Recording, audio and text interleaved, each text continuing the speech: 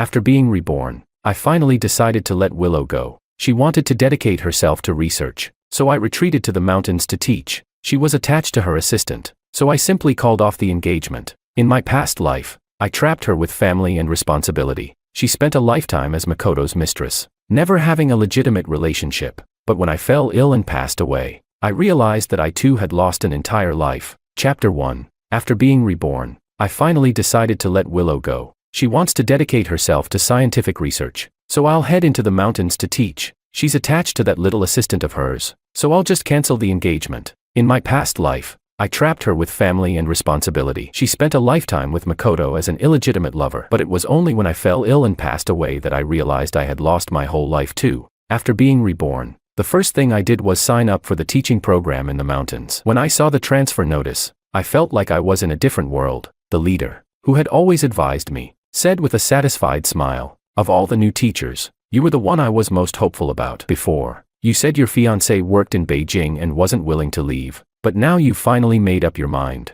Speaking of Willow, she was a proud daughter of heaven. Not only did she come from a good family, but her career was also bright. She was a key talent being nurtured by the research institute, and her career was on the rise. As for me, I had a stable job, but nothing else stood out. If it weren't for the childhood engagement we had, there was no way she and I could have ended up together. I looked at him firmly and said, "Leader, I want to try doing something meaningful." He patted me on the shoulder and said, "The place where you'll be teaching is tough. You need to be mentally prepared. No matter how hard it is, it can't be worse than the last life." In my past life, I couldn't make up my mind in time, and I never went to teach in the mountains. That became my lifelong regret. The Liu family was pushing us to marry. Less than a month after the wedding, Willow was pregnant. She didn't want to have the child, saying her research project was at a critical stage, and having a baby would affect her progress. But I was so desperate to have a complete family that I took over all the household responsibilities. From then on, I was trapped in the mundane matters of family life. Willow thought it was only natural and rarely returned to our home. She was busy with experiments and publishing papers. As her project progressed, her achievements became more remarkable, and soon she was traveling around the country collecting data. But no matter where she went, Makoto always accompanied her as her assistant. He took care of both her work and personal life. Meanwhile, I was stuck at the Liu family's house, raising children and caring for the elderly. I raised our son by myself and always thought he respected me as his father, until I saw that he was engaged to Makoto's niece. In the private room, he smiled broadly and called out to Makoto without hesitation, "Dad, would you like some tea?" It was only when the wedding was nearing that he informed me. I confronted him, and he responded dismissively, "Dad, my mom and Mr. Ito's work is monumental and important. You're not pursuing any progress yourself, so stop dragging them down." He also said, "You can't be so greedy. They've given you the title of father, but you want my mom's heart too, with your education. Do you even have anything in common with her?" He thought it was only Willow who was trapped by the family, and I, in his eyes, was the unfortunate victim of marriage life. But why should it be that way?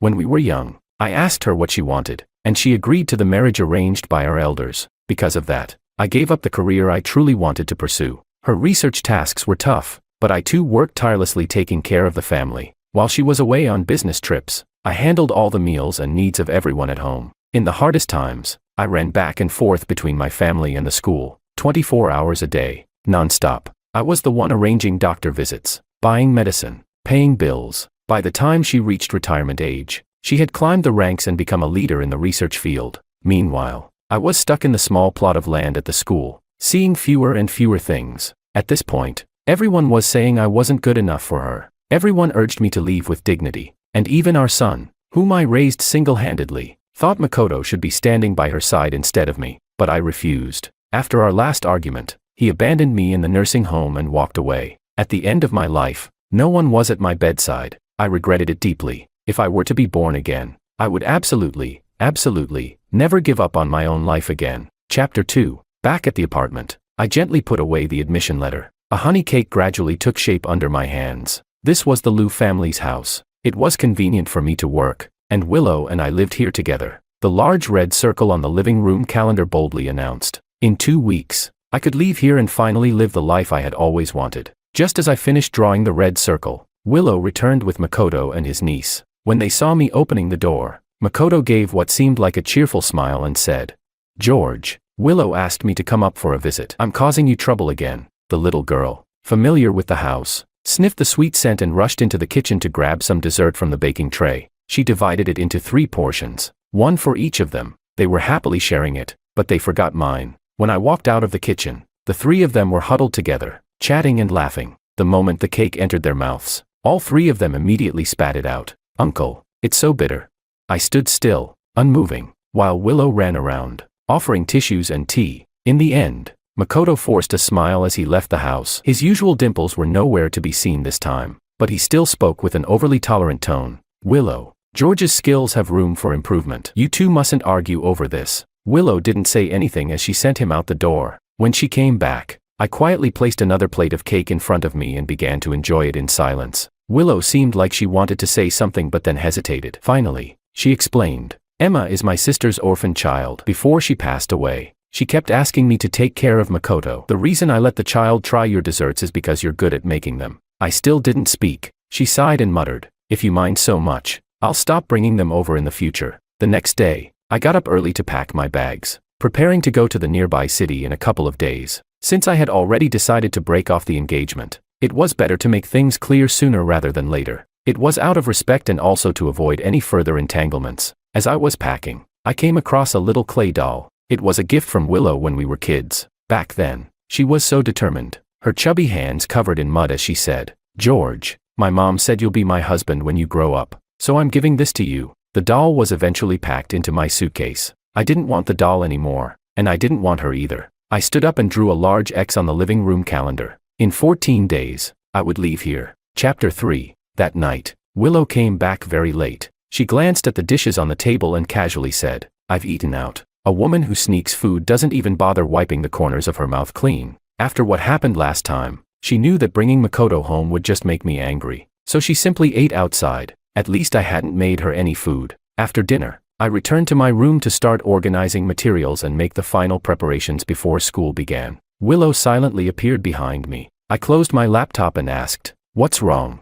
She was silent for a while before speaking. "The wedding planner in the hotel contacted me. Can we set the date for September 1st?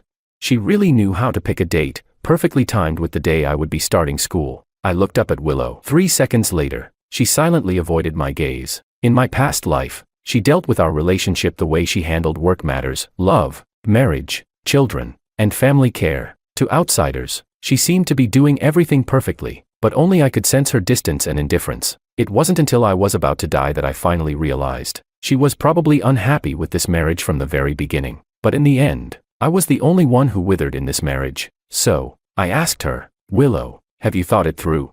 She froze for a moment, clearly not expecting me to ask such a question. Then I heard the exact same answer I had received in the past life. She said, "George, you're the only man I've ever considered my husband." This time, I didn't hesitate. I said, "Marriage is a big deal. We should discuss it with our parents. The date can wait. Let's give it more time." She seemed relieved and quickly changed the topic with a smile. "It's so late, and you're still preparing lesson plans. Don't tire yourself out." Those lesson plans were for the children in the mountain village. In this life, I was going to choose the road I hadn't chosen before. I wanted to see how wonderful George could live without Willow. The next morning, Willow woke up early. When I got up, there was a bowl of crab roe wontons from South City on the table. It was my favorite. She was rarely so considerate. I silently waited for her to make her move. Sure enough, Willow hesitated before speaking. "George, I can't go with you to your parents' place this time. Emma's sick, and Makoto can't handle it alone." That was exactly the excuse I needed to keep her from following me back. It worked out perfectly for both of us. When she saw that I nodded in agreement, Willow hurriedly rushed out the door. I glanced at the calendar on the wall. There were still 13 days left. I was going home today, to break off the engagement. The Liu family had always been kind to me, but it wouldn't be difficult to end the engagement. I just had to tell them that Willow had a bright future ahead of her, and she was about to soar to greater heights. As for me and her, we were no longer a match. The Liu family's living room was quiet and heavy. I sat silently to the side, slowly turning my teacup. Mrs. Liu tried to speak several times but swallowed her words each time. Over the years, she had heard a lot about Makoto. After a long pause, she finally said, "Even if she has feelings for Makoto, you two are still engaged. If she dares to go back on her word, I'll handle it." It was Mr. Liu who decisively spoke. "Since you've chosen to break off the engagement, we respect your decision. However, George, our relationship won't change. We will always regard you as one of our closest juniors." Willow was now the apple of everyone's eye, so even her own parents couldn't understand why I was so determined to break off the engagement. But I understood. For this marriage, They probably had some hidden hopes and expectations too. Now that I was taking the initiative to end it, I was showing my awareness of the situation. This was a good thing. From now on, I would have no more entanglements with Willow or the Liu family. In the end, they were the true family. Chapter 4. The engagement was called off. To prevent any complications, I lied to them, saying Willow was too busy and that she asked me to come back alone. After hearing this, Mrs. Liu genuinely seemed a bit guilty. She urged me to stay at their house for a while longer. I didn't mind. I didn't want to go back to that small apartment and face Willow day in and day out. I stayed at the Liu family's house for 10 days. During those 10 days, Willow only called once. After hearing that I was at the Liu's, she didn't call again. She was still the same as before. When it came to our relationship, she always maintained a businesslike attitude. She wouldn't show concern, nor would she let her guard down. When I returned, I immediately marked 10 large red crosses on the calendar. Only 4 days left. Just 4 more days. I picked up my luggage to go home, but I heard the sound of the door opening. Willow was standing outside, followed closely by Makoto and Emma. When Willow saw me, she seemed a bit surprised and asked, "You're back?" Makoto and Emma, both casually, turned and entered my room. I frowned as I watched him shut the door to my room without hesitation. The living room was a mess, and upon closer inspection, all of my things were scattered around. I looked at Willow. A hint of embarrassment flashed across her face as she explained, "Well, Makoto's house had a leak after the heavy rain the other day, so they're temporarily staying here for a couple of days. I saw you weren't here, and since there weren't too many things, I let him stay in your room for now." I hadn't even told her about the broken engagement yet, and still, she and Makoto acted without any hesitation. When Willow met my cold, distant gaze, she offered, "You can move into my room for now and sleep in my bed." Willow said this while opening her bedroom door. "By the way," she added, "where are your books? There's hardly anything left in your room." Of course, I had moved them out. However, I explained calmly, I sold them. After we get married, I plan to focus more on the family, so many of these things won't be necessary. Willow frowned. "Even if you're married, some of these things could still be useful. Self-improvement is important at any stage. But never mind. If you want to sell them, then do it." She always knew everything, but she didn't care. She watched me get swallowed by that family. As the beneficiary, Willow seemed perfectly at ease, but she shouldn't have been. Enjoying my sacrifices while being infatuated with Makoto, it wasn't right. I pursed my lips and didn't say anything. Seeing my silence, she finally spoke again. "By the way, what did your parents say?" Willow took the bag from my hand. I paused for a moment before answering. "I had someone check the date, and it's not a good one. We can talk about it later." There were still 4 days. I'd use this excuse to buy some time. Once I left, I'd explain everything to her clearly. Willow sighed in relief, then forced a smile to cover up her emotions. She looked at the calendar in the living room and said, "Looks like we'll have to pick a new good date." After that, she hurried off to the kitchen to cook. She didn't even notice what I had drawn on the calendar. I looked at the household registration book on my desk by the window. It was Willow's. Just as I was about to get up and help, I heard the faint sound of 3 people chatting outside. The man's voice was deep,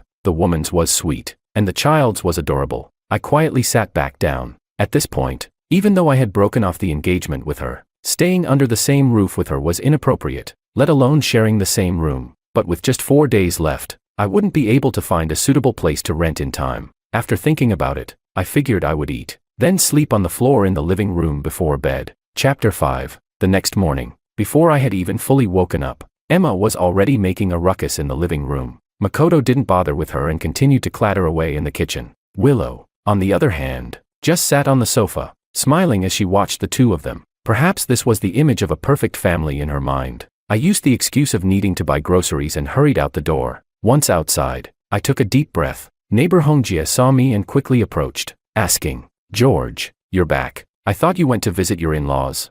Her words carried a hint of playful teasing. I replied, "Not my in-laws." Neighbor Hongjie froze for a moment, then laughed, thinking I was just being considerate of Willow's reputation. She continued, "Right, not your in-laws yet. You'll have to wait until you're actually married to change how you address them." Noticing the change in my expression, Hongjie stopped talking, clearly feeling hesitant, but she couldn't hold it in. She quietly scolded me. "While you were away these last few days, little Lou brought men home. I asked her about it, and she actually said you were okay with it. That man looks trouble. How could you give your approval? You're not even married yet." "Come on, George, open your eyes. Willow has everything going for her. If it weren't for your engagement, I'd be considering introducing her to my nephew. Who wouldn't be attracted to her? She's got one man after another chasing her. You better be careful.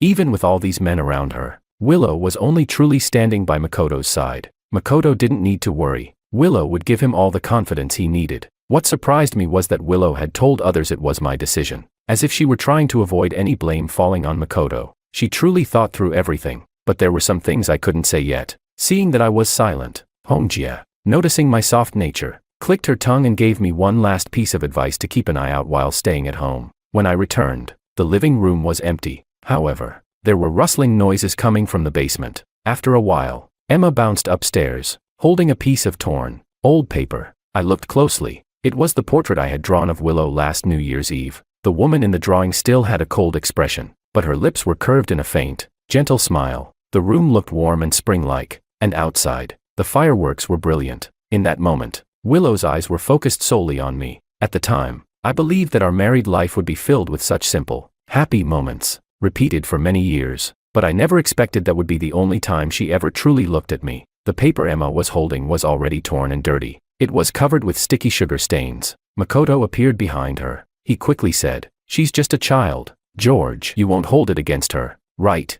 Though his tone was gentle, the smugness and disdain in his eyes were unmistakable. I replied coldly, "If you know she's misbehaving, then teach her properly." Makoto seemed taken aback by my response. Children are the best at reading the atmosphere, and Emma immediately charged at me. Her dirty little hand slapped across my shirt, leaving a dark handprint on the fabric. She yelled, "You're not allowed to bully my uncle." Her voice was sharp and piercing. Willow rushed in from outside and immediately pulled Emma into her arms. I didn't look at her. My gaze was fixed on the fallen piece of paper. Willow, following my line of sight, froze for a moment, clearly understanding something. She opened her mouth to say something but swallowed her words. Makoto, clearly pleased with the situation, wore an expression of false innocence. He quickly added, "Willow, I'm sorry. It's all my fault for not watching Emma closely." I suddenly let out a laugh. All three of them turned to look at me. I picked up the torn drawing and held it up to the light. I said, "I didn't draw it right back then. The lighting in the room wasn't this bright." After that, I tossed the drawing into the trash can, expressionless, and walked into the kitchen. Behind me, Willow sharply raised her head and stared at my retreating back in a daze. Chapter 6. I couldn't care less that Emma was still crying and throwing a tantrum. Willow followed me into the kitchen. She hesitated for a long time before finally awkwardly speaking up. "I've been looking for a new place these last few days. Makoto and Emma will be moving out in a couple of days. I know you don't like him, but can you just bear with it a little longer?" Without even thinking, I nodded. Sure. Anyway, there were only 3 days left before I would leave. It was originally Lou's house. How they were going to lock themselves in and live here afterward had nothing to do with me. I agreed too quickly, and Willow seemed to choke on her words. Her face turned an unhealthy shade of green and white, looking rather unpleasant. She probably thought I was angry about what had just happened. She sighed and pulled me back. "Emma is just a child. I've told you so many times. I'm only taking care of them because I promised my sister. Makoto's not doing well either. Can you stop thinking so badly of him?" I sneered. "So, you bring him back and say it's my decision."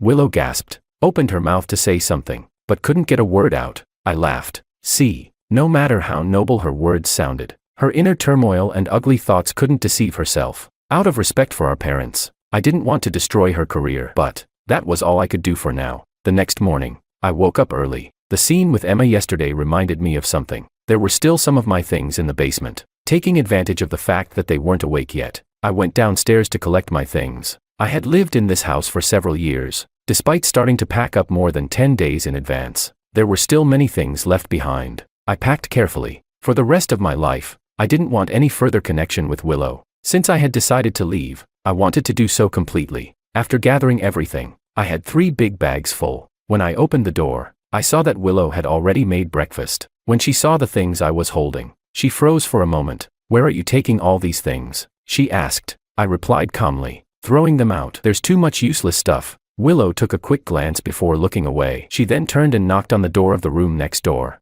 "Makoto, get up and bring Emma. Breakfast is ready." At the dining table, as soon as Emma saw me, she hummed in displeasure and scooted her breakfast closer to herself and Makoto. Willow, holding a fried egg, came out and, seeing me, smiled. "You're up? Come on." I made fried eggs. When she turned and saw what was in front of Emma and Makoto, she awkwardly smiled and said, "Good girl, Emma, can you share some with Uncle Wong?" I ignored them and walked straight out of the house. There were only a few days left before the school year started. The necessary paperwork had already been taken care of. I planned to go buy more books and stationery to donate to the children in the mountains. Also, I needed to buy a few more things. Once everything was finished, I booked a room at a hotel. Even though there were only 2 days left, staying under the same roof with Willow, where we were constantly bumping into each other, was just unbearable. Since she thought I was jealous of Makoto, let her think so. It was a perfect excuse for me to move out. Everything was ready, and I returned home. But to my surprise, I saw that Emma was playing with my lesson plan. My mind went blank, and I shouted, "What are you doing?" I grabbed my passport back, and Emma was startled, falling off the table. Her shrill cries immediately brought Makoto running from the other room. He shouted, "What are you doing? Who told you to bully Emma?" Makoto shoved me aside and, in a rush, scooped the child into his arms. I trembled with anger, carefully putting the passport into my bag. I demanded, "Bully her? You should take a look at what she did. Who told you to touch my things? Get out of here." Makoto stood up, still holding Emma, and coldly stared at me. He said, "You're not even married to Willow yet. You don't have the right to make the decisions here." He walked to the door with Emma in his arms, then paused and turned back. He added, "Even if you do marry her, you still won't be able to win against me." The door slammed shut behind him. Makoto's hostility always showed itself when Willow wasn't around. Chapter 7. In the past, I always retreated whenever I faced him. He followed Willow around, gradually becoming independent, and everyone said they made the perfect team. In contrast, I was just a stay-at-home husband. I seemed so much less significant, but as I got the chance to live this life again, I suddenly felt at peace. He may be excellent, but I have my own light to shine. Why should Makoto and I be placed on opposite ends of a scale? Because of Willow. She's not worth it. Is there nothing else in my life apart from Willow? I can go teach in the mountains, bring new knowledge to the children there. I can contribute to the cause of education. Though small, it is meaningful. I can go out and broaden my horizons, gain experience. The mud here will only hinder my steps. As for Makoto, when I first came back, I had thought about getting revenge on him. In my previous life, he ruined my marriage. I thought about causing a scene at his workplace, or exposing him online, but what would that accomplish? As long as Willow wants, she has 100 ways to continue taking care of Makoto. Besides, if Willow wasn't moved, even if Makoto stood in front of her naked, she wouldn't look at him. Why bother? It's just a love gone wrong. I don't want to waste my life dealing with it anymore. So, I said to Makoto seriously, "Listen, no matter what your relationship with Willow is, whether you admit it or not, it's none of my business. I'm not marrying her. If you understand, you should focus more on Willow, not provoke me. Otherwise, I might change my mind at any time." Makoto froze. He waved his hand as if to deny it, but then seemed afraid to really anger me. Finally, he hesitated and went back to his room. I finished packing my things and took one last look at the apartment. Looking around, I could see the traces of other men who had lived here. There was nothing worth missing. I turned and walked out. Back at the hotel, I quickly packed my things and started typing a message to Willow. Though she had treated me poorly in many ways, up until now in this life, we didn't have any major grudges. In the past life, we had both wasted each other's time and ended up in confusion. If possible, I still wanted to clear things up in this life. In the message, I didn't mention where I was going, but simply told her that I had made up my mind to go teach in the mountains. As for our engagement, she didn't want to marry me, and I didn't want to marry her either. We would call it off.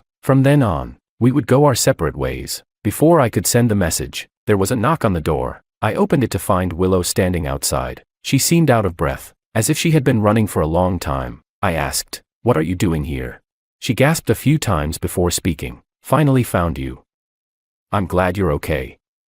"I'm glad you're okay." I fell silent, expecting her to start blaming me again. "Okay, don't be mad anymore. Come back with me," Willow said, squeezing past me and starting to pack up my things. I turned off my phone screen, hiding it behind my back, but her eyes shifted and landed on the large bags scattered across the floor. Willow's expression changed drastically. She asked, "Where are you going?" I was momentarily stunned, annoyed with myself for not packing things away properly. I quickly made up an excuse. "This afternoon, Emma was rummaging through my stuff. I was worried she'd mess something up, so I brought it out." Seeing my calm demeanor, Willow sighed with relief. She said, "I've already scolded her. Don't argue with a child." I played along and stopped her from packing any further. Willow furrowed her brows and asked, "What's wrong? Are you still upset?" Emma was wrong, but she's just a kid. Don't make a fuss. I just don't understand. Emma's always been so well behaved. Why do you two always clash when you return? Willow seemed like she wanted to say something more, but when she saw me looking at her indifferently, she suddenly stopped talking. I asked her one question, Does Makoto know you came to find me? Willow looked embarrassed and annoyed. What's it got to do with him? Why are you always bringing up Makoto? I didn't answer, but continued. I guess he doesn't know, right? Otherwise, you wouldn't be standing here. I'm your fiancé. If we had an argument, it's only natural for you to come find me. But why? Deep down, don't you want to tell him? Why do you always subconsciously avoid talking about me when you're around him? Every time we argue, you say it's because you're taking care of her for your sister's sake. You've got several sisters, so why does no one else matter as much as you do? Willow. I called her name softly. If you don't love me, just let me go. Willow's face turned pale, and it seemed like her body wavered slightly. After a long pause, she spoke with difficulty. Since you're not going back, then stay here and reflect on it. I'll come back to pick you up in a few days. Willow awkwardly turned and fled. I never meant to wrong you. I'll go back and prepare for the wedding. Hearing the hurried footsteps retreating, I expressionlessly shut the door. How laughable. It was as if, in her eyes, her willingness to prepare for the wedding and marry me was some great favor I should be eternally grateful for. Chapter 8. After Willow left, I bought my train ticket on my phone. Then I went out and had a meal with some colleagues I had been close with. We were all about to go our separate ways, and I didn't know when I'd be back, or what year it would be by then. During the meal, my closest classmate hesitated, as though he wanted to say something but wasn't sure. He knew a little about my situation with Willow. He said, George, didn't you say you were about to get married? Why are you going to teach in the mountains instead? Long-distance relationships are a challenge for many couples. I smiled and shook my head. We're not getting married anymore. Then I raised my glass. To put it bluntly, the world is so big, I want to see more of it. So, here's to youth, friendship, and to myself. When I got home, I took an early shower and went to bed. I thought it would be a restless night, tossing and turning, but surprisingly, I slept soundly through the night, only waking up at dawn. After I woke up, I headed straight for the train station. Just before getting on the train, I sent out the message I had been editing for a long time. As soon as I sent it, my phone started vibrating uncontrollably. I turned it off immediately. When the train started moving, I felt a lightness in my body. For a brief moment, I felt like I saw the version of myself from my previous life, saying, thank you. When the train arrived at the station and I finally stepped onto that vast and desolate land, I suddenly felt like crying. The step I couldn't take in my past life. It seemed so easy to take this time, as long as I wanted it. I collected myself and went to report to the school.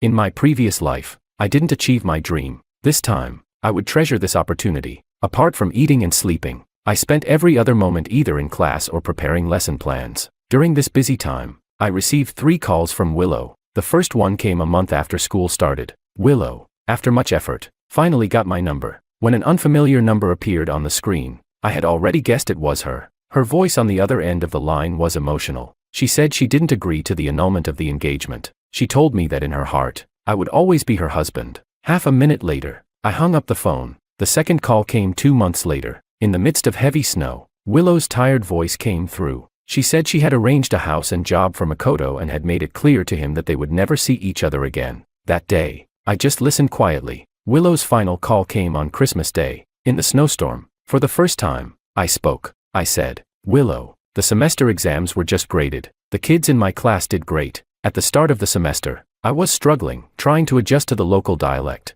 while also giving lessons and doing home visits with each child. Things weren't going smoothly, and it felt like I kept running into dead ends. I don't know when I'll gain the trust of the parents. Willow listened attentively, breathing lightly on the other end of the line. Then I said, but you know, Willow, I'm happy here. I won't trap myself anymore. Suddenly, Willow's voice choked up. Her tired voice came through. But I miss you. You see, the subject of her sentence was still I. She never cared about the exit for my soul, even in this moment of reconciliation. After this call, I cried my heart out at the foot of the mountain. In my past life, no matter how hard it got, I had never shed a tear. I had been hysterical, angry, regretful, but I never cried. I had almost forgotten what it felt like to shed tears. After wiping away my tears, I threw myself into teaching even more. In my second year of teaching, the villagers started trusting me more and more. Wherever I went, they greeted me warmly. Although rural education still had a long way to go, I knew that if I kept walking down this path,